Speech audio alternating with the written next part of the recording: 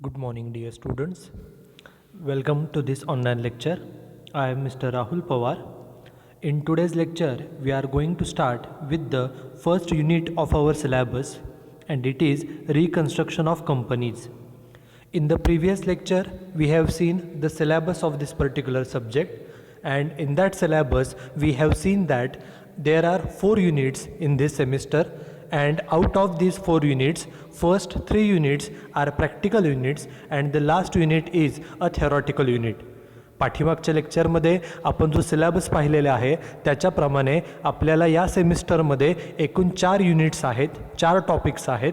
त्यापैकी पहिले 3 टॉपिक्स हे प्रॅक्टिकल टॉपिक्स आहेत आणि जो शेवटचा टॉपिक आहे, शेवटचा चॅप्टर आहे तो theoretical आहे. Now in this particular lecture we are going to start with the first unit of our syllabus, which is reconstruction of a companies, and it is a practical topic. आजच्या या लेक्चरमध्ये आपण आपल्या सिलेबसमधील जो unit number 1 आहे ज्याचं नाव आहे reconstruction of companies, हा प्रॅक्टिकल टॉपिक आपण या लेक्चरमध्ये आपण सुरू करणार आहोत. In this particular topic, first we are going to study what is the meaning of reconstruction. After that, we are going to study what is the meaning of purchase consideration and what are the different methods of purchase consideration.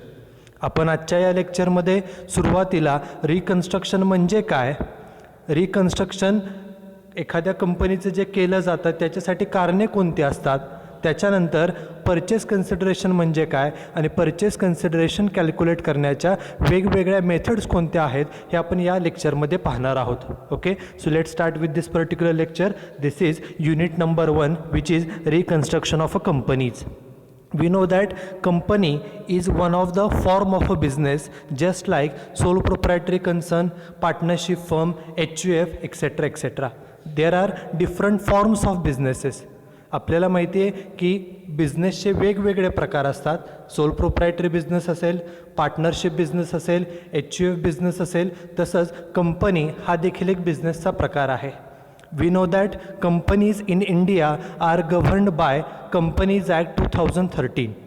भारतामध्ये आपल्या देशामध्ये सुरुवातीला company act 1956 होता, but recently the act is amended as companies act 2013 and every year certain amendments are made in that particular act. प्रत्येक वर्षी त्या कायद्यामध्ये काही ना काही बदल दुरुस्त्या ह्या केल्या जातात.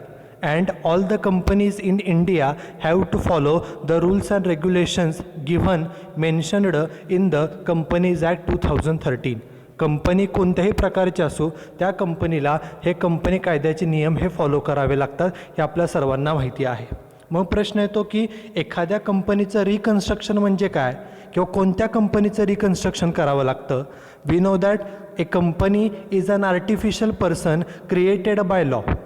And the main objective behind starting a company is to earn maximum amount of profit. This is the basic objective behind starting any company. Company कोणत्याही प्रकारची असो, कंपनी सुरू करण्याचा मुख्य उद्देश हा जास्तीत जास्त नफा मिळवणे हा असतो. The main objective is to earn maximum amount of profit. But there are certain companies which do not earn profit, but unfortunately they incur huge losses. सर्व कंपन्या प्रॉफिट मिळवण्यासाठी चालू केलेल्या असतात, परंतु काही कंपन्यांना प्रॉफिट न होता त्यांना खूप मोठ्या प्रमाणामध्ये लॉसेस सहन करावे लागतात, तोटा सहन करावा लागतो.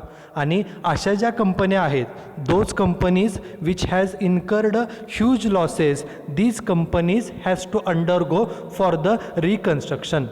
अशा ज्या डबघाईला आलेल्या कंपन्या आहेत, लॉसमध्ये असणाऱ्या कंपन्या आहेत, अशा कंपन्यांना त्यांचं रिकन्स्ट्रक्शन म्हणजेच पुनर्गठन त्यांना करून घ्यावं लागतं. So question is what is reconstruction. Reconstruction means reorganisation of a company which has suffered heavy losses. एखादी कंपनी ज्या कंपनीला मोठ्या प्रमाणामध्ये लॉस झालेला आहे त्या कंपन्यांनी स्वतःचं रिऑर्गनायझेशन पुनर्गठन करणं त्याला रिकन्स्ट्रक्शन असं म्हटलं जातं. मग प्रश्न येतो की रिकन्स्ट्रक्शन कुणी करायचं, तर a company which has suffered heavy losses or if it is over capitalised. जर एखाद्या कंपनीकडे अपेक्षेपेक्षा गरजेपेक्षा जादा कॅपिटल असेल तर त्या कंपनीला ओव्हर कॅपिटलाइज्ड असं म्हटलं जातं. If A company has surplus capital than what is actually required, then it is said to be overcapitalized. These overcapitalized companies and a company which has suffered heavy losses, these two types of companies has to undergone for the reconstruction. अशा कंपन्यांना की ज्या कंपन्यांना मोठ्या प्रमाणामध्ये तोटा झालेला आहे, अशा कंपन्या की ज्या ओव्हर कॅपिटलाइज्ड आहेत, अशा कंपन्यांना त्यांच्या रिऑर्गनायझेशन म्हणजेच रिकन्स्ट्रक्शन हे करून घ्यावं लागतं. सो नाव क्वेश्चन अरायजेस, रिकन्स्ट्रक्शन म्हणजे काय? एखाद्या कंपनीचं रिकन्स्ट्रक्शन करायचं आहे म्हणजे नेमकं काय करायचं आहे? The term reconstruction means reorganising the capital structure of a company.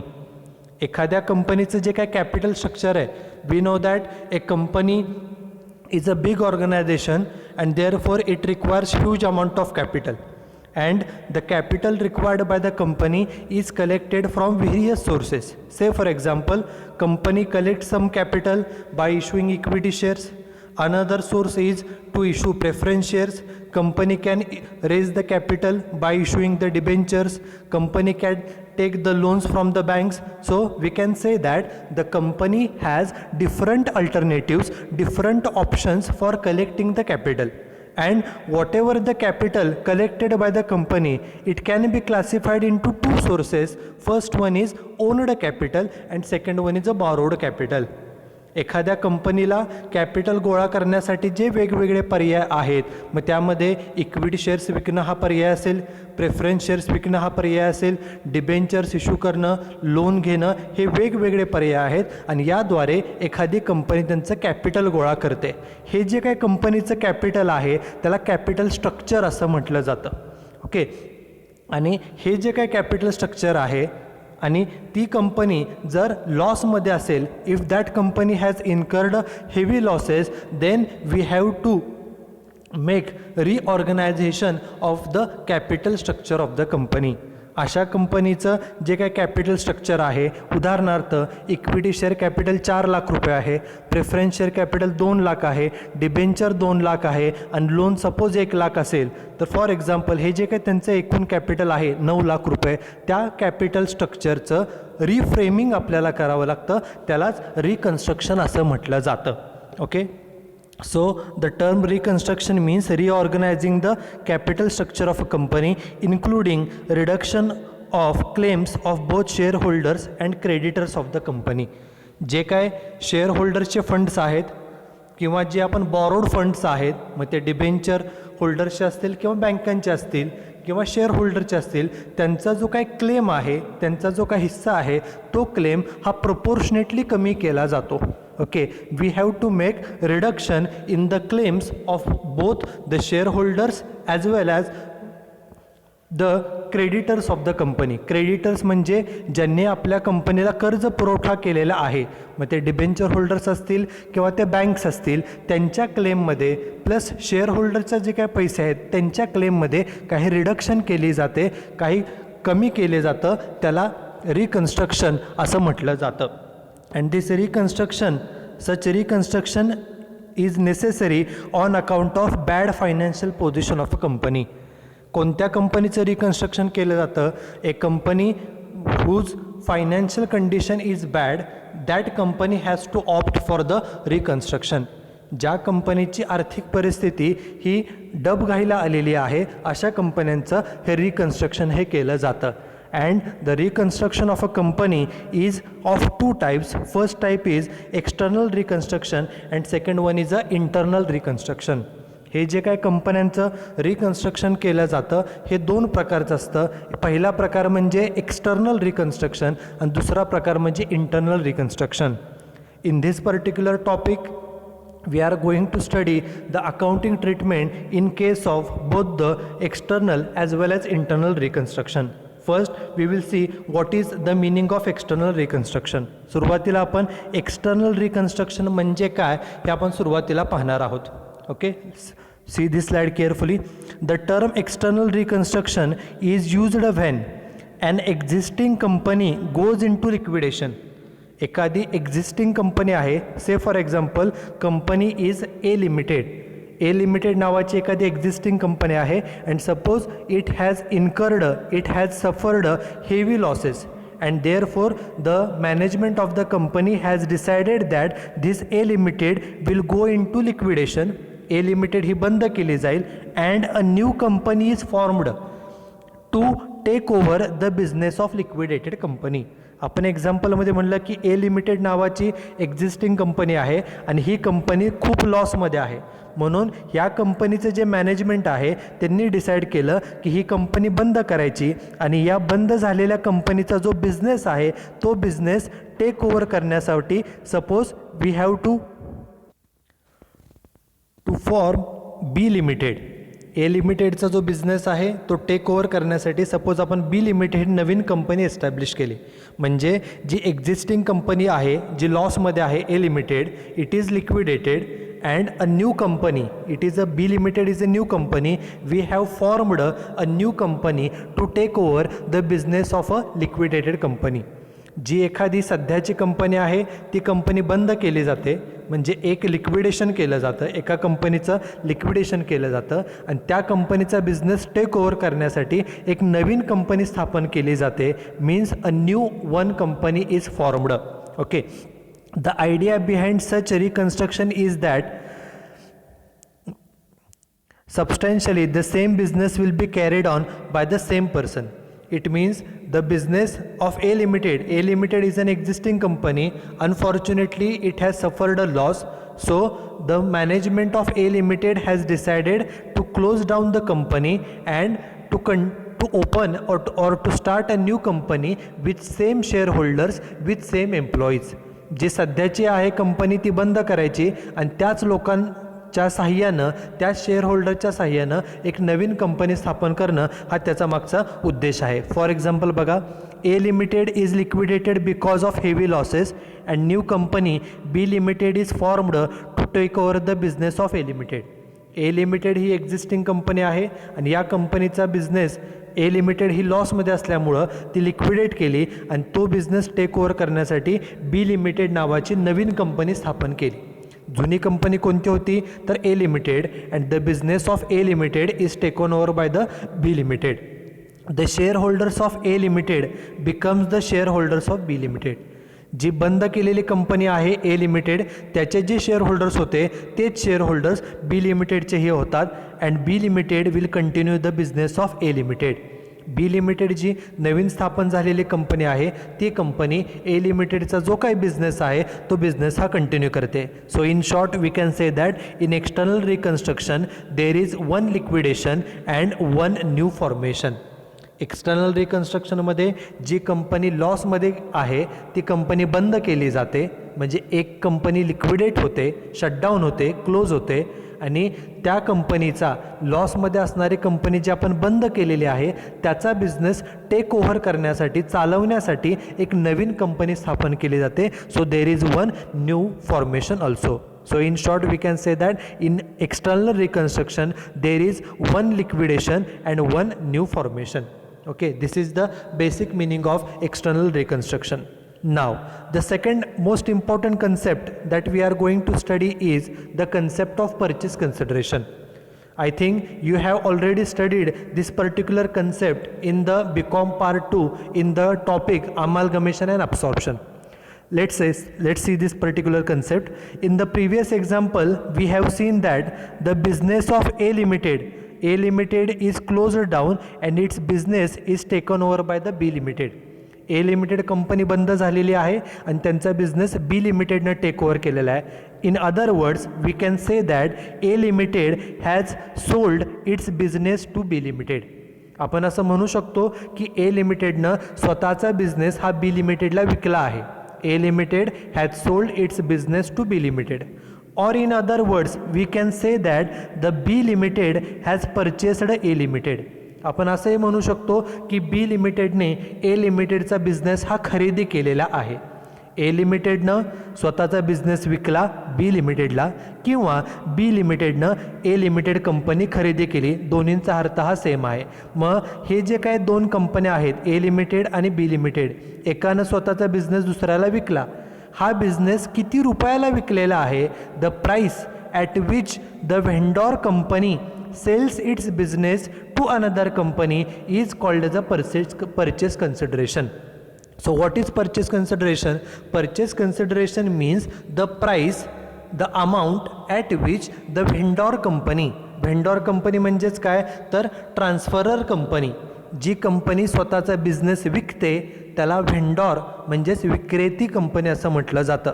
A company which sells its business is called as a vendor company and a company which purchases the business is called as a purchasing company.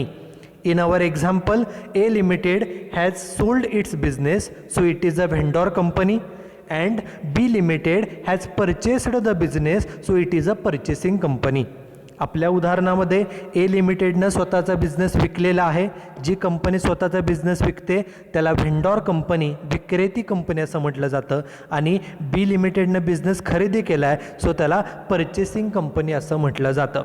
Okay. आणि purchase consideration म्हणजे काय तर purchase consideration means the amount at which the vendor company sells its business to the another company.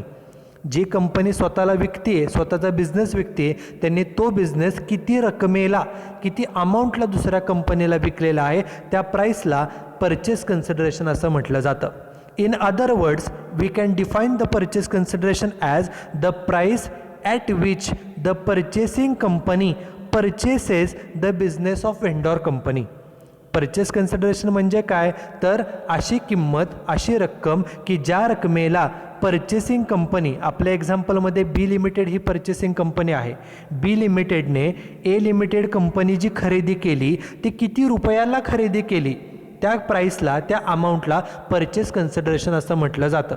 आपल्याला माहिती आहे की take our personal family example, whenever we go to any shop to purchase any asset, for example mobile phone, for example furniture, TV, etc., we purchase that particular asset and we pay certain amount of money to that particular seller, to that particular shopkeeper. आपण एखादी वस्तू खरेदी करतो, mobile असेल, T V असेल, phone असेल, fridge असेल, ती खरेदी करतो, आसेट परचेस करतो आणि त्याला काही रक्कम पेड करतो. ती जी रक्कम आहे ती त्याची सेलिंग प्राईस असते. सेम त्याप्रमाणे एखादी कंपनी जर आपण खरेदी केली तर ती कंपनी किती रुपयाला खरेदी केलेली आहे त्याला परचेस कन्सिडरेशन असं म्हटलं जातं. किंवा सपोज आपण आपली कंपनी एखाद्याला विकतोय, आपली कंपनी होती ए लिमिटेड आणि ती कंपनी आपण दुसऱ्यांना विकली, तर ती आपली कंपनी आपण किती रुपयाला विकलेली आहे त्या प्राईसला परचेस कन्सिडरेशन असं म्हटलं जातं. So purchase consideration means the price or the amount at which the vendor company sells its business to the purchasing company. It is called as a purchase consideration. And in reconstruction, it is not necessary for the purchasing company to take over all the assets of the vendor company. Okay, whenever any company purchases the other company, आपल्या एक्झाम्पलमध्ये आपण म्हटलेलं की A limited sells its business to B limited. A लिमिटेडनं स्वतःचा business विकला कुणाला, बी लिमिटेडला. म्हणजे एनं स्वतःची कंपनी विकली आणि बीने ती खरेदी केली. आता खरेदी करत असताना it is not compulsory that the purchasing company should take over all the assets and all the liabilities of the vendor company. जी विक्रेती कंपनी आहे, जी कंपनी आपण खरेदी करतोय त्या कंपनीच्या सर्व असेट्स आणि लायबिलिटीज आपण घेतल्याच पाहिजेत असं कंपल्शन नाही. It may take over all or some of the asset at such values at may be mutually agreed. आणि त्यामध्ये एखाद्या कंपनीला वाटलं सर्व असेट्स लायबिलिटी टेक ओव्हर करायच्या तर they can take over all the assets and liabilities. But if they think that they will take over only some of the assets and liabilities then they can do so. सर्व assets घेतल्या तरी चालू शकतात, किंवा जर त्या कंपनीला वाटलं काही ठराविकच असेट्स फक्त ते घेणार आहेत तरीसुद्धा ते चालू शकतं. It is decided between this two companies. जी व्हेंडॉर कंपनी आहे आणि जी परचेसिंग कंपनी आहे ते एकमेकांमध्ये डिसाईड करून कोणत्या assets and liabilities take over केल्या जातील, खरेदी केल्या जातील याचे ते डिसाईड करतात and at a mutually agreed price. Okay, it is not necessary that all the assets are take over at a book value. Balance शीटमध्ये असेटची जी किंमत असते त्या असेटच्या किमतीला आपण बुक व्हॅल्यू म्हणतो. But at the time of reconstruction of a company both this companies sit together and they decide the price of the asset and the assets are transferred to the purchasing company at this agreed price only. ज्या वेळेला एखाद्या कंपनीचं reconstruction होतं त्यावेळेला ज्या assets आहेत त्या assets काही वेळा बुक व्हॅल्यूला ट्रान्सफर केल्या जातात, काही वेळा त्या असेटच्या व्हॅल्यूचं पुन्हा रिव्हिजन केलं जातं, त्यात काय बदल केला जातो आणि त्या ॲग्रीड प्राईसला त्या असेट्स किंवा लायबिलिटीज ह्या दुसऱ्या कंपनीला ह्या ट्रान्सफर केल्या जातात. This is the basic meaning of purchase consideration. Now the most important point, that is according to accounting standards, this is most important point, the purchase consideration means aggregate of the shares and other securities and payment in cash by the purchasing company to the shareholders of vendor company. Okay, it means that the purchase consideration has to be calculated for the shareholders of the vendor company. याचा अर्थ काय होतो की आपण जे purchase consideration calculate करतो, suppose ए लिमिटेडनं स्वतःचा बिझनेस विकला आणि तो बी लिमिटेडनं खरेदी केलेला आहे. सो ज्यांचा बिझनेस विकलेला आहे ए लिमिटेड त्यांचे जे शेअर होल्डर्स आहेत व्हेंडॉर कंपनीचे शेअर होल्डर्स, त्या शेअर होल्डर्सला परचेसिंग कंपनीनं काय काय दिलेलं आहे, शेअर्समध्ये किती रुपये दिले, कॅशमध्ये किती रुपये दिले आणि अदर सिक्युरिटीजमध्ये किती रुपये दिले, शेअर होल्डर्सला फक्त त्या रकमेला परचेस कन्सिडरेशन असं म्हटलं जातं. Purchase consideration means the shares, securities and cash given to the shareholders of the vendor company. ज्या कंपनीचा बिझनेस विकलेला आहे त्या कंपनीचे जे शेअर होल्डर्स होते त्यांना कॅश, शेअर्स आणि इतर सिक्युरिटीच्या माध्यमातून किती अमाऊंट दिली गेली त्या रकमेला परचेस कन्सिडरेशन असं म्हटलं जातं. It means that we have to calculate the purchase consideration for shareholders only. हे सगळ्यात महत्त्वाचं आहे. आपल्याला एक्झाम्पलमध्ये परचेस कन्सिडरेशन कॅल्क्युलेट करताना शेअर होल्डरसाठी किती पी सी पेड केलेले आहे तेवढ्याचाच फक्त विचार करून आपल्याला पी सी ही कॅल्क्युलेट करावी लागते. It should not include the amount of liabilities taken over by the purchasing company which will be paid directly by this company. जी पर्चेसिंग कंपनी आहे त्यांनी काय लायबिलिटीज टेक ओव्हर केल्या असतील ते त्यानंतर पेड करणार असतील त्याचा कोणताही विचार हा परचेस कन्सिडरेशन कॅल्क्युलेट करताना केला जाऊ नये. Payments made to the debenture holder should not be considered as a part of purchase consideration. याचा अर्थ फक्त एवढाच आहे की परचेस कन्सिडरेशन हा कॅल्क्युलेट करताना शेअर होल्डर्सला किती रक्कम पेड केली तेवढाचाच फक्त विचार करून पी सीची अमाऊंट, परचेस कन्सिडरेशनची अमाऊंट ही कॅल्क्युलेट केली जाते. As per accounting standards the P C should be calculated only for the shareholders of the vendor company. This is most important for objective type questions. Okay, this is the meaning of purchase consideration. Now the last part of this lecture, that is what are the different methods of calculating the PC. Purchase consideration calculate करण्याच्या basically 3 methods आहेत. The first method is lump sum method. Okay, what is lump sum method? Under this particular method, the purchasing company agrees to pay a fixed amount to the vendor company. It is called as a lump sum method of purchase consideration. आपल्या एक्झाम्पलमध्ये आपण म्हटलेलं A limited has sold its business to B limited. A लिमिटेडनं स्वतःचा business बी लिमिटेडला विकला. मग ह्या दोन पार्टीज एकत्र येऊन हा बिझनेस किती रुपयाला विकला हे ठरवतात आणि त्याची अमाऊंट जर लमसम त्यांनी ठरवली की फॉर एक्झाम्पल बी लिमिटेडनं सांगितलं आम्ही तुमचा बिझनेस एक 35 लाख रुपयाला खरेदी करतो आहे for example. Okay, lump sum amount त्यांनी जर ठरवली की ही कंपनी, तुमची कंपनी आपण 45 लाखाला आम्ही खरेदी करतो आहे, ही जी काय अमाऊंट आहे ही जर असे टोटल लमसममध्ये ठरवली असेल तर त्या मेथडला लमसम मेथड असं म्हटलं जातं. And when such lump sum amount is given in the example, under this method the amount of PC is given in the problem. The amount of purchase consideration is ready made given in the problem. We don't have to calculate the amount of PC. Okay, and under this particular method the amount is fixed by both these companies. दोन्ही कंपन्या मिळून एक lump sum रक्कम ठरवतात की आम्ही तुमची company एवढ्याला खरेदी करतोय. ओके, त्या फिक्स अमाऊंटला लमसम मेथड असं म्हटलं जातं. This is first method. Second method is net payment method. Okay, net payment मेथडमध्ये पी सी कशी कॅल्क्युलेट केली जाते बघा. P C is calculated by adding various payments in the form of shares. आपण शेअर्समध्ये किती पी सी पेड केली, securities, cash etcetera made to the shareholders of vendor company. Here the word shareholders of vendor company is most important.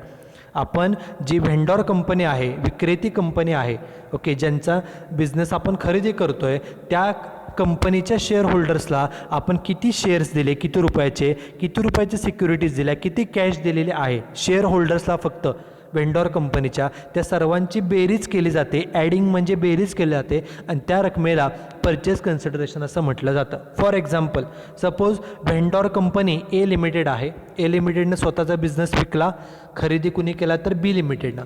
मग जी purchasing company आहे बी limited, ती व्हेंडॉर कंपनीच्या share होल्डर्सला म्हणजेच ए लिमिटेडच्या शेअर होल्डर्सला पी सी पेड करेल, बरोबर. मग शेअर होल्डर्सला 4 लाखाचे शेअर्स दिले, 3 लाखाचे सिक्युरिटीज दिल्या, 1 लाखाची कॅश दिली शेअर होल्डर्सला. म्हणजे 4 लाख, 3 लाख आणि 1 लाख असे एकूण मिळून आपण त्यांना पेड किती केले शेअर होल्डर्सला, 8 लाख रुपये. So 8 lakh is a purchase consideration. And following points should be considered while calculating the P C under this method. जर नेट पेमेंटचे एक्झाम्पल असेल तर आपल्याला काही गोष्टी लक्षात ठेवाव्या लागतात. First is the assets and liabilities taken over by purchasing company are not considered. Okay, या मेथडमध्ये कोणती असेट कोणती लायबिलिटी टेक ओव्हर केलेली आहे याचा विचार करावा लागत नाही. आपल्याला फक्त हाच विचार करावा लागतो की व्हेंडॉर कंपनीचे जे शेअर होल्डर्स आहेत त्यांना शेअर्स, सिक्युरिटीज आणि कॅशच्या माध्यमातून किती रुपये दिले एवढाच फक्त विचार करावा लागतो. कोणती असेट लायबिलिटी टेक ओव्हर केली याचा विचार करावा लागत नाही. Second is the payment made by purchasing company to the shareholders whether in cash or shares must be considered. व्हेंडॉर कंपनीच्या शेअर होल्डर्सला आपण कॅश किंवा शेअर्समध्ये किती पैसे दिले याचा विचार करावा लागतो.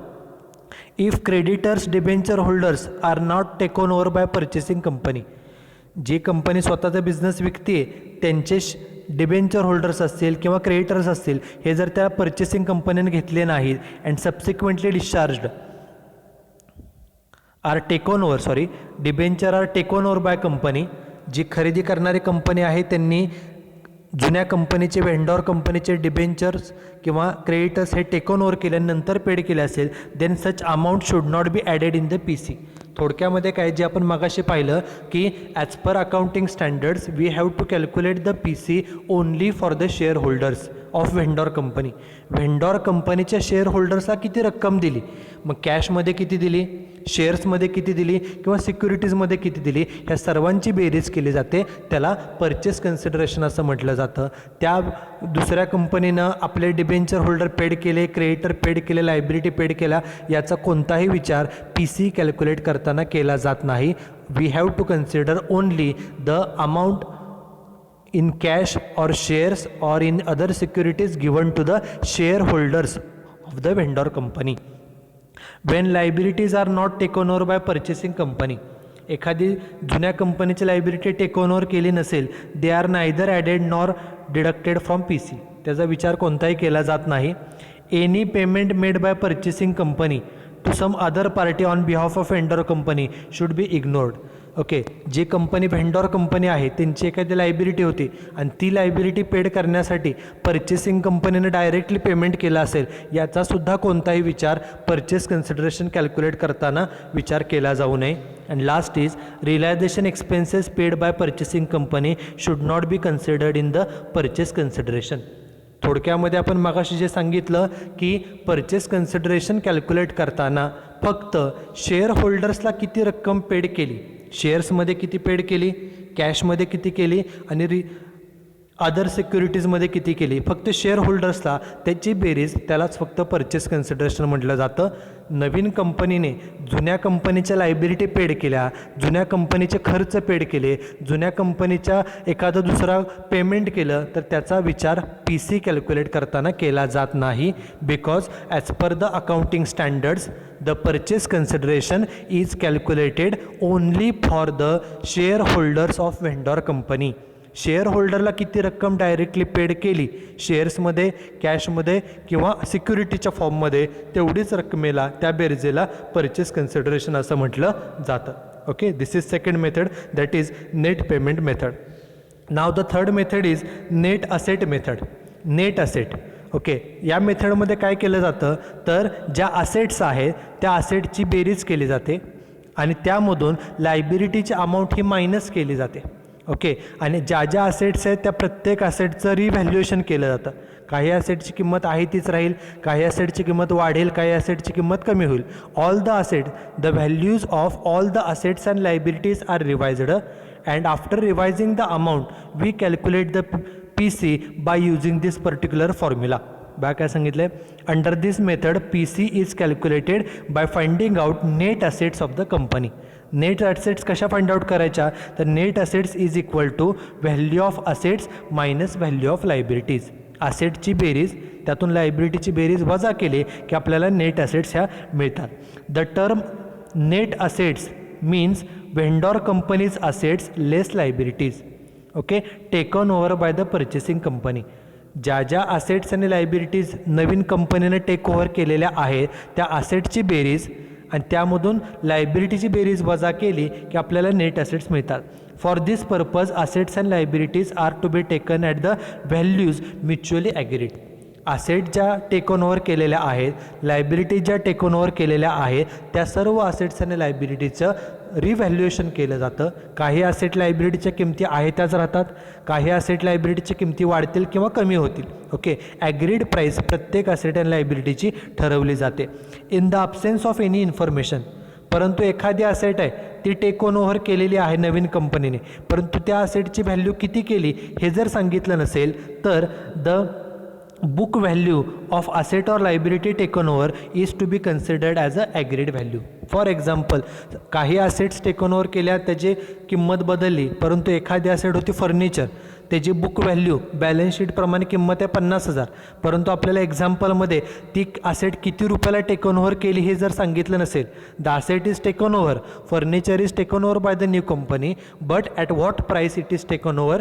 Suppose if it is not mentioned then it is assumed that the asset is taken over at the book value. ती असेट टेकन ओव्हर केलेली आहे, कोणत्या किमतीला केली हे सांगितलं नसेल तर ती बुक व्हॅल्यूला केली असं ते अझ्युम केलं जातं. Hence under this method PC is calculated by following formula. PCचा फॉर्म्युला काय बघा, purchase consideration is equal to agreed values of assets taken over. ज्या ज्या असेट्स नवीन कंपनीने टेकन ओव्हर केलेल्या आहेत त्या सर्व असेटची ॲग्रीड व्हॅल्यू, ओके, दोन्ही कंपन्यांनी ठरवलेली व्हॅल्यू ज्या असतात, ज्या एक्झाम्पलमध्ये दिलेल्या असतात त्याची बेरीज minus agreed value of liabilities taken over. ज्या लायबिलिटीज नवीन कंपनीने टेक ओव्हर केलेल्या आहेत त्याची ॲग्रीड व्हॅल्यू, त्याची बेरीज, असेट्समधून लायबिलिटीची अमाऊंट वजा केली की आपल्याला परचेस कन्सिडरेशनची अमाऊंट ही मिळते. आता हे असेट्सची बेरीज आपण करतोय, लायबिलिटीची बेरीज वजा त्यातून करतोय, हे कॅल्क्युलेट करताना काही बेसिक गोष्टी लक्षात ठेवाव्या लागतात. First is the term assets always include cash in hand and cash at bank. असेटमध्ये कॅश इन हँड येतं आणि कॅश ॲट बँक पण येतं. These are assets, but it does not include fictitious asset like preliminary expenses, discount on share, underwriting commission, P&L account, debit balance etcetera. Balance शीटच्या asset साईडला सर्व assets असतात, त्याचबरोबर हे मिसलेनियस एक्सपेंडिचर्स आहेत ज्याला आपण फिक्टिशियस असेट्स म्हणतो. मग ते प्रिलिमिनरी एक्सपेन्स असतील, discount on issue of shares असेल, discount on issue of debenture असेल किंवा अंडररायटिंग कमिशन असेल, P&Lचा लॉस असेल, ह्या काय असेट्स आपण ट्रीट करत नाही. These are the fictitious assets, so these assets are not considered while calculating the PC. Second thing, only the agreed value of those asset taken over are added while calculating the PC. सगळ्या asset, all the assets are not taken over sometimes. Okay, only those assets which are taken over by the new company should be considered while calculating the PC, and assets should be recorded at agreed value only while calculating the PC. PC calculate करताना ज्या assets taken over केलेल्या आहेत फक्त तेवढ्याच PC calculate करताना विचार केल्या जातात आणि त्याची पण ॲग्रीड प्राइसेस विचारात घेतली जाते. Same case with the liabilities also. And if any asset is not taken over it should not B included in the PC. एखादी असेट असेल ती जर नवीन कंपनीने टेक ओव्हर केली नसेल तर ते PC कॅल्क्युलेट करताना त्याचा विचार केला जात नाही. And value of goodwill agreed to be paid is added in the PC purchase consideration. Okay, balance शीटमध्ये गुडविल नाही आहे, परंतु ॲडजस्टमेंटमध्ये सांगितलं असेल की new company has agreed to pay goodwill to the existing company. Goodwill is a asset. Okay, goodwill जर purchasing company paid करणार असेल तर ती असेट आहे, त्यामुळे ती ॲसेटमध्ये इन्क्लूड करून परचेस कन्सिडरेशन कॅल्क्युलेट करताना त्याचासुद्धा विचार हा केला जातो. And last point is if any liability is not taken over then it is also not included in the P C. एखादी लायबिलिटी टेकन ओव्हर केली नसेल तर त्याचा पी सीमध्ये विचार केला जात नाही. And last is if there is any fund denoting liability to the third party it should be included in the liability. For example, staff provident fund, workman saving bank account, workman profit sharing fund, workman compensation fund, etc. etc. All these funds are created to pay certain liabilities in the future. आणि एखादा जर असा fund असेल, okay, balance शीटच्या liability साईडला, मग ते वर्कमॅनसाठीचा profit sharing fund असेल, वर्करसाठीचा कॉम्पेन्सेशन फंड असेल, किंवा जे स्टाफ आहे, एम्प्लॉईज आहेत त्यांचा प्रॉव्हिडंट फंड असेल, त्याच्या फंडातील पैसे हे त्या लोकांना द्यायचे असतात. It is a liability, so it should be included in the liability while calculating the PC. Okay, these are the 3 methods for calculating the purchase consideration. In the next lecture we will see the journal entries, and after that we will start with the example on this particular topic. Okay, so that's it with this lecture. In today's lecture we studied what is the meaning of reconstruction. After that we studied what is the meaning of purchase consideration, and just we have seen the 3 methods for calculating the purchase consideration. Okay, so that's it with this lecture. Thank you very much.